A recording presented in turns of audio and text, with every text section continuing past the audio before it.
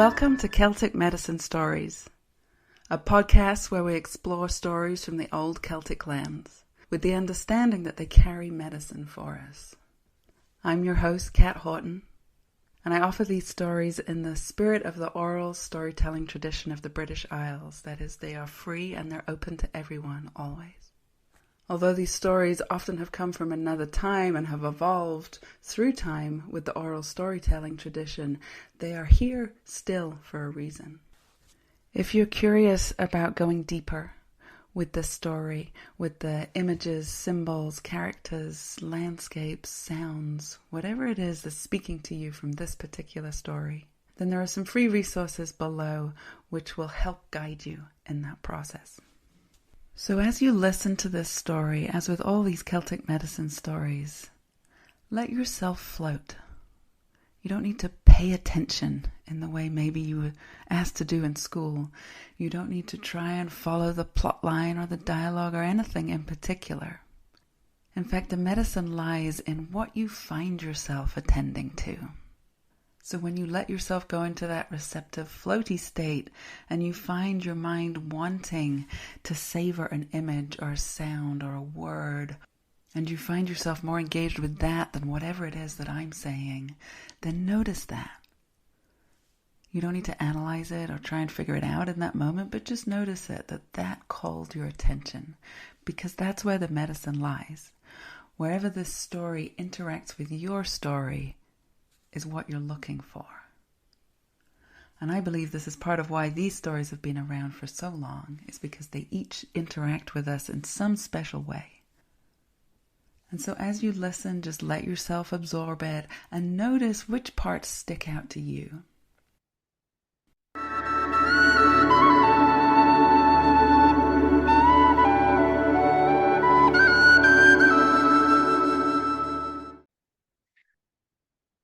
She breathes with the wind.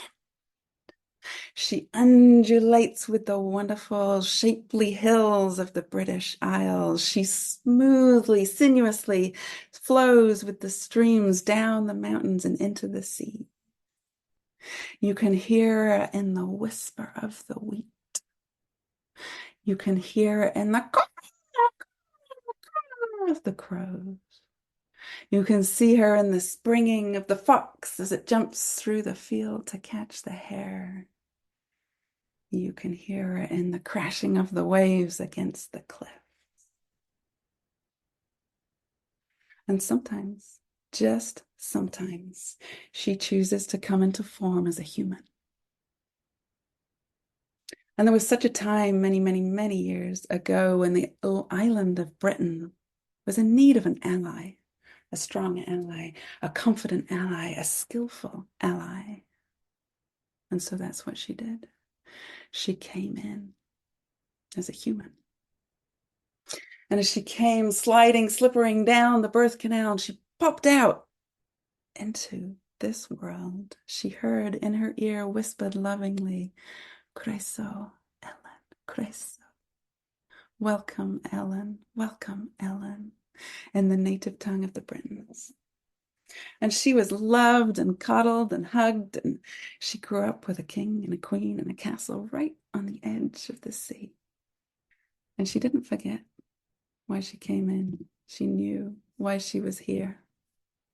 And she grew as a child, and she grew into a young woman. And when the time was getting close, she knew what she had to do. So one day she sat down and she started to weave. She started to weave a web of sticky silver threads. She wove it until it was just the right size. And she walked out the door of the castle and she started to go up the mountains of Snowdonia until she got to him. She didn't know where to cast the web until she saw 3 deer coming out of the woods. And they led her up to this point right at the top. She cast her web and off it went. And she forgot all about it, went down, back home, and started playing with her little sweet brothers. Now Macsen was in Rome, and he had somehow by God's grace, made it to being the emperor of Rome. He still couldn't believe it. He still, some days woke up and was like, how on earth did I get here? He's the emperor of Rome. He'd managed not to get stabbed or killed or blackmailed or who knows what else might have happened to him along the way. He made it. And here he was, and the whole of Rome was at his disposal. And they respected him. He was a good leader. He hadn't gotten there on accident. He'd done a lot of fighting. He'd done a lot of politicking. He'd done a lot of speaking. He'd done a lot of schmoozing. And he had managed to get himself into this very, very powerful position that came with a lot of responsibility. And some days he was just tired. It's a lot. It's a lot. He had great advisors around him to help him because he had to make a lot of decisions. It's the Emperor of Rome, a lot going on. And it's not just Rome, the city. They have this huge empire that's stretching across most of Europe and out to east. And it's just huge. And he's got all these people reporting to him every day. And, ooh, it's a lot. A lot of power and a lot of responsibility. And there's some days, like this day, where he was just over it. Just over it. He was just, oh, so much, so much. I've always wanted to be emperor, but oh my goodness, it's such a lot to manage, such a lot of people to deal with. And deep in his heart, there was something else. It wasn't just that he was tired of it. It was that he was missing his empress. That was what was missing. He didn't have an empress. Here he was with everything at his fingertips.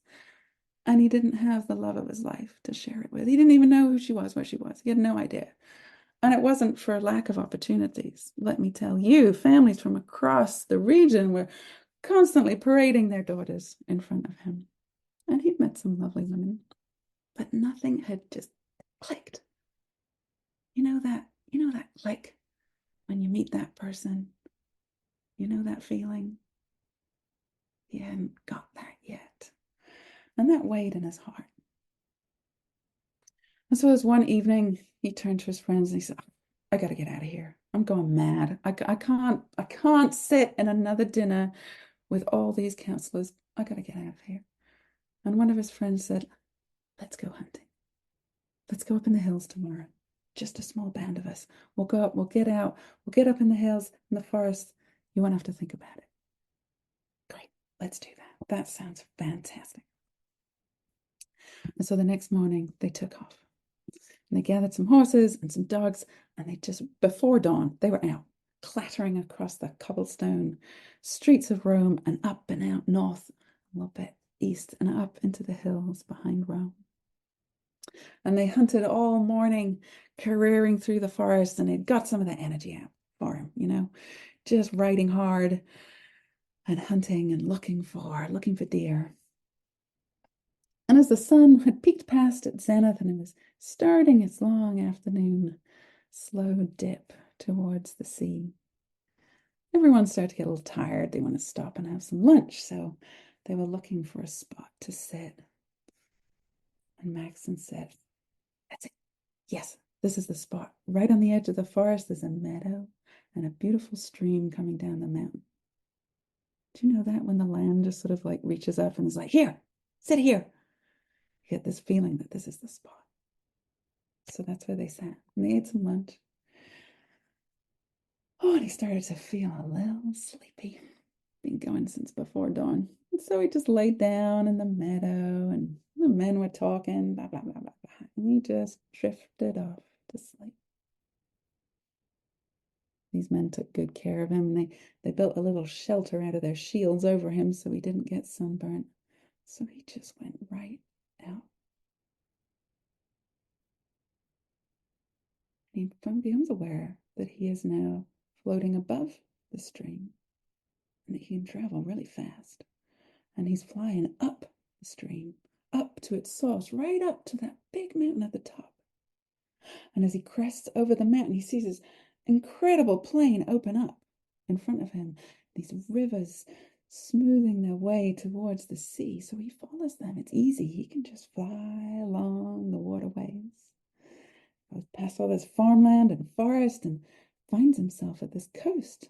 And there's this most beautiful town that he's ever seen. The buildings all painted in different colors. And right at the edge of the town, an enormous harbor filled with ships.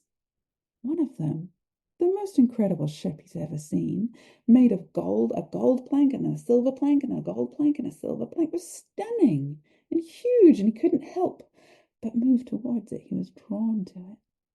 And as he got closer, his feet touched down, and he realized that there was a bridge made of whale bones that allowed him to walk across from the land to the ship.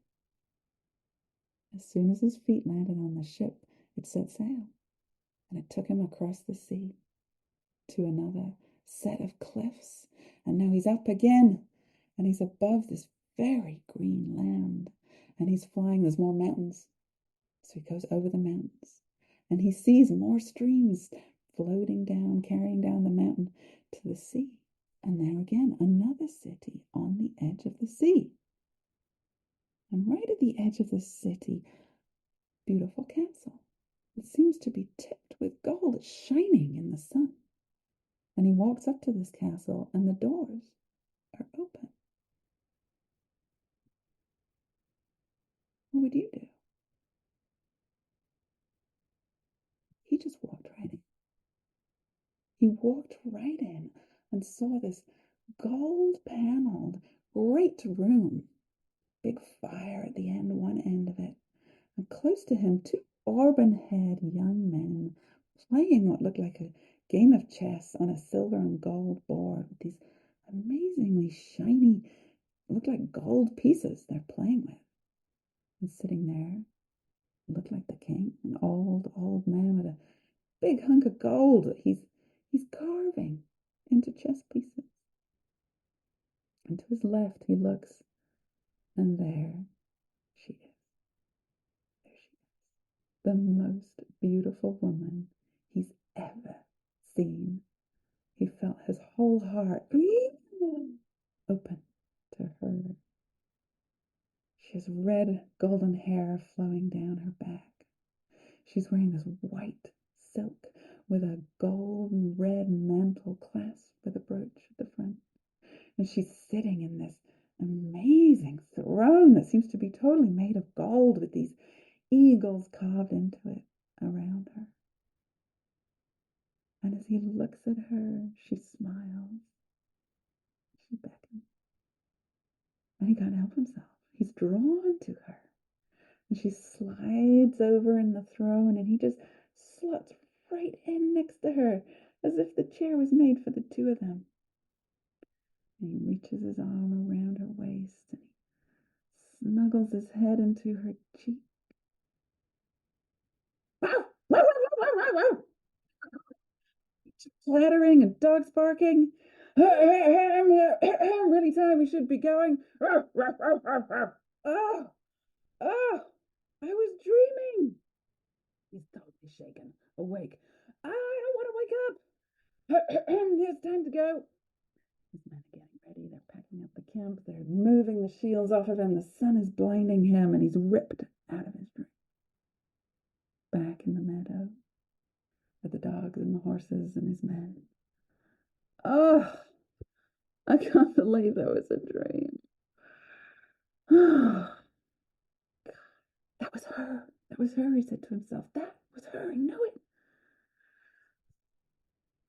He couldn't focus the rest of the day. Only went back to Rome. Now, as those weeks passed, he couldn't bring himself to do very much. He kept wanting to go to sleep so he could dream, and every time he dreamt of her. And every time he dreamt of her, he fell more and more and more in love with her.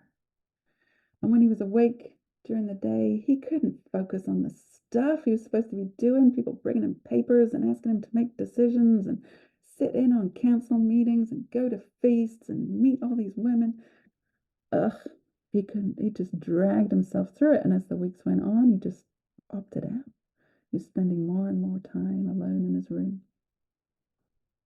So one day, one of his trusted counselors came to him and said, Macsen, you're noticing you're not really yourself.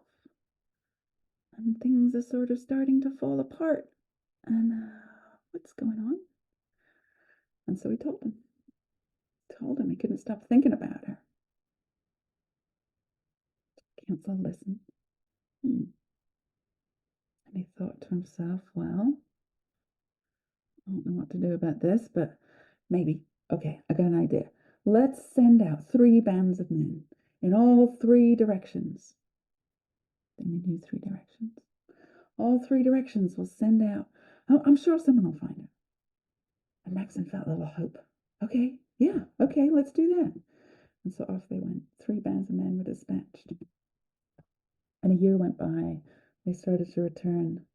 And they shuffled into his room. The leaders of each band shuffled in. And, oh, sorry, we didn't find anything like what you described. We didn't find her. Oh, they sent him into a deeper slump. He just wouldn't get out of bed. He knew she was out there. He knew it. He could feel it. He could feel her calling. And so his counselor came back and said, come on, let's get out of here. Come on, let's go for a walk. So they started to walk through the streets of Rome. Macsen reminded of his responsibilities and the power that he had. And feeling this yearning, this longing, this thing in his heart that said, she's there, I know she's there. And then the counselor said to him, well, let's go back. Go back in your mind to the spot where you lay down in that meadow by the stream on the edge of the forest. And think back to the very start when you started to lift, because he'd explained the dream to them many times, when you started to lift up above the stream and you headed, which direction did you go? He thought about it. West. Okay. Well, we're going to start at the meadow and we're going to send people up the stream and we're going to go west. So a whole nother band of men was gathered and they were sent to the point where he slept, to that very point on the physical land where he slept. And they were told to follow that stream and go west. And off they went. Now, that's a lot harder when you're on foot, dragging a bunch of pack animals and baskets of food and all the things, and their swords and all the things, the armor. They had to slough it up this hill. Whew, in the sun. It's hot in Italy. They had to get up this mountain, but when they did, oh, they were rewarded with this most fantastic view. These beautiful plains and this water cascading down and these rivers and this farmland. And they were like, this is it. This is what he saw in the dream. I think we're on the right track. And so off they went down the other side of the mountain. And again, it took them days and days and days and turned into weeks. But eventually they saw it. That city on the edge of the sea with the beautifully brightly painted buildings and the big harbor. This is it. They said, we're on the right track. Oh, he's going to be so proud of us when we come home with this woman. And so they find the harbor and they see the ship, the biggest ship, and they go and they talk to the crew and they barter their passage. They've got plenty of coins. They barter their passage. And the ship takes them across the sea. And they arrive at these cliffs. They have to clamber up again, pulling all the gear up there. And they get to this green, sparkling land. And they west. We got to keep going west. And they keep following. They see the mountains in the distance. Some of them are snow-capped. They keep following until they get up the mountains. They're still trudging now through the snow. But there it is. The next plain that opens up and the rivers that go to the next sea. And there in the distance is the town on the edge of the sea. This is it. We know we're on the right track. So off they went. Weeks this has taken them now. And they get there, they get to the town and they see the castle just as Macsen described it. And as they walk up to it, they realize the doors are open. So they just look at each other and like, well, this is what happened in the dream. So far it's taken us on the right track. So it doesn't feel right just walking into someone's castle, but the doors are wide open. So let's go. So they walk into the castle. And there it is. There it is, this magnificent hall with the fire at one end and gold plating on the ceilings. And there's the two lads with the auburn hair playing what looks like chess on the gold and silver board. There's the old man carving. They look at him. They look at them, the men. And just as they turn their eyes, there she is, sitting in this throne, just as Macsen had described. Beautiful, radiant woman, gorgeous. And she's looking at them quizzically. And they all five of them get down on their knees. And then one of them says, Empress of Rome, we honor you. What? What did you call me? Are you mocking me? You just walked into my castle and you're mocking me? No, no, no, no, no, no, my lady. No, the Emperor Macsen of Rome has fallen in love with you and he wishes you to come home and be his bride, be his empress, to rule Rome with him. So she knew the time had come. She said, well, you seem to have gotten here, so you followed the dream. I see that. Well done. I applaud you for your ability to find me. But you seem to be mixed up. I'm not going to Rome. If Emperor Macsen wants me, you tell him to come here. Okay. Yes, my lady. Absolutely. Yes, of course. And off they scurried. And that's it. They went back. So they went the whole reverse journey, all the way back, the fields, the mountains, over again, across the sea in the ship, more money, across the plains, up the mountains, down the creek, into the meadow, and back to Rome. And they tell them, we found her. We found her. What? What? Oh my goodness. Wow. This is amazing. He's delighted. He can't believe it. He can't believe it. But there's just one thing, my lord. She wouldn't come with us. She wouldn't come with you? No, she wants you to go there. Hmm. Emperor in Rome is not really used to being told what to do. He doesn't care. Okay, I'm going to pack. I'm packing now. We're going to go. You men, you're going to come with me. We're going to go now. And that's what he did. He packed up his stuff. He got the same 5 men, new horses, more food. They packed up their provisions and off they went. Same journey. You know it now.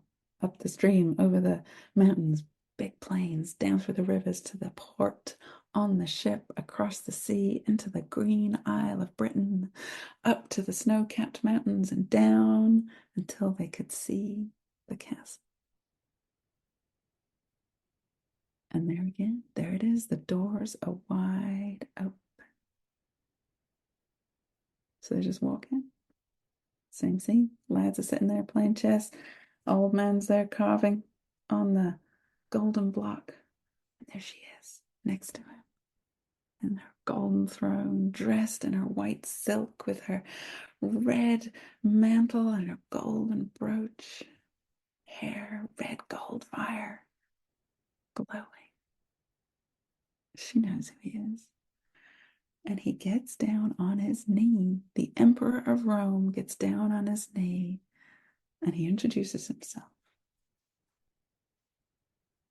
And she says, I know who you are. I am Elen, and you're welcome here.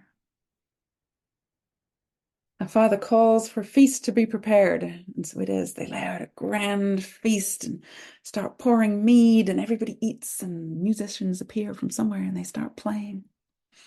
And they have a wonderful evening together, all of them. Many people join, and they have a big marriage feast. And at the end of the evening, the old king tells him, you have done well, Emperor Macsen, you have done well. You may, if Elen agrees, go on up to her chamber with her. And she agreed. Off they went. Now in the morning, when they were back in the great hall, Elen said, well, Emperor Macsen, you made it here. You have done well. And we now request our bride price, as that is the custom. Of course, yes, I have. I brought chests of treasure. I've got gold and rubies and diamonds and sapphires and everything, and gold and goblets, whatever you want. We'll put it. I can give it all of it if you want. He's this smitten with her. And she said, well, we have plenty of gold. That's not what we're in need of. I have 3 requests. The first is that the whole island of Britain be given to my father. Okay, he could do that. He's the Emperor of Rome. The second is that I want 3 castles built, and she told them exactly where and what they were to be named. Okay, I can do that. And then I want roads that connect all of these castles across the land. He's like, what? Why? I can do this, but why? And she said to him, our people are in need. They've been in need for quite some time.